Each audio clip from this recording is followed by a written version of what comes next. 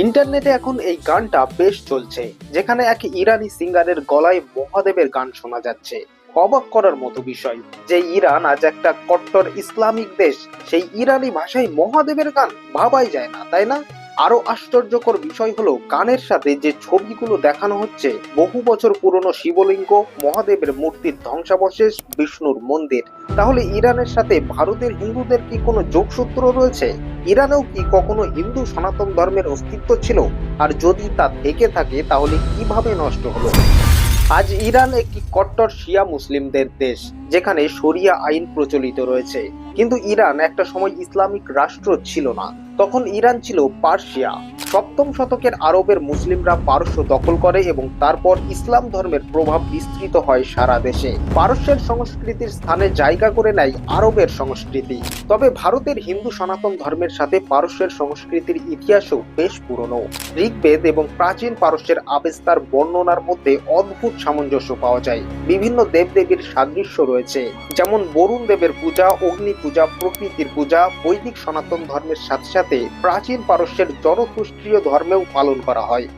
প্রাচীন পারস্যের বিভিন্ন রাজবংশের সময় ভারতের সিন্ধু নদ অববাহিকা তাদের সাম্রাজ্যের অন্তর্ভুক্ত ছিল। এই সময়ে ভারতীয় বণিক ও পণ্ডিতরা পারস্যের বিভিন্ন শহরে যাতায়াত করতেন। সাসানীয় রাজবংশের সময় ভারত ও ইরানের মধ্যে সাংস্কৃতিক আদান প্রদান তুঙ্গে পৌঁছায়। মনে করা হয় এই সময়েই ভারতীয় চিকিৎসা শাস্ত্র ও পঞ্চতন্ত্রের মতো গল্পগুলো পারস্যে জনপ্রিয় হয়েছিল। বন্দর আব্বাসে হিন্দু মন্দির।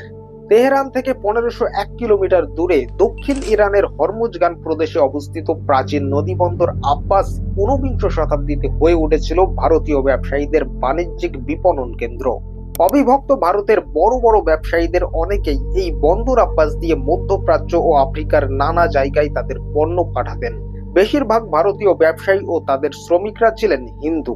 দেশ থেকে বহু দূরে বছরের পর বছর কাটাতে হতো তাদের, তাই একত্রিত হওয়ার জন্য প্রয়োজন হয়েছিল একটি ধর্মস্থানের।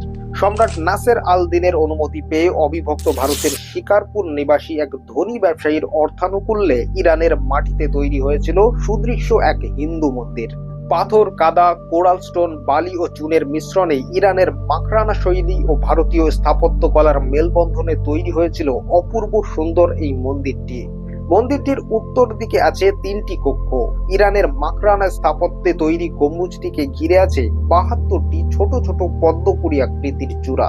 এই ধরনের চূড়া সাধারণত দেখা যায় ভারতীয় শিব মন্দিরে। এই মন্দিরে নিত্য পূজা হতো, কিন্তু ইরান অশান্ত হওয়ার পর ভারতীয় ব্যবসায়ীরা একে একে ইরান ছেড়ে ফিরে আসে নিজের দেশে, আর বন্ধ হয়ে যায় মন্দিরটি।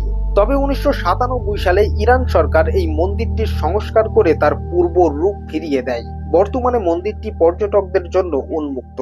আজও বন্দর আব্বাসের ইমাম খোমেনি স্ট্রিটে আছে এই মন্দিরটি, যে মন্দিরটিকে ইরানিরা চেনেন ইন্দুস টেম্পল বা বট-ই-গৌরন নামে। বর্তমানে ইরানে প্রায় 40,000 হিন্দু বসবাস করে, যা মোট জনসংখ্যার 0.1% থেকেও কম। এছাড়া 1977 সাল থেকে তেহরানে ইসকন তাদের কর্মকাণ্ড চালিয়ে যাচ্ছে।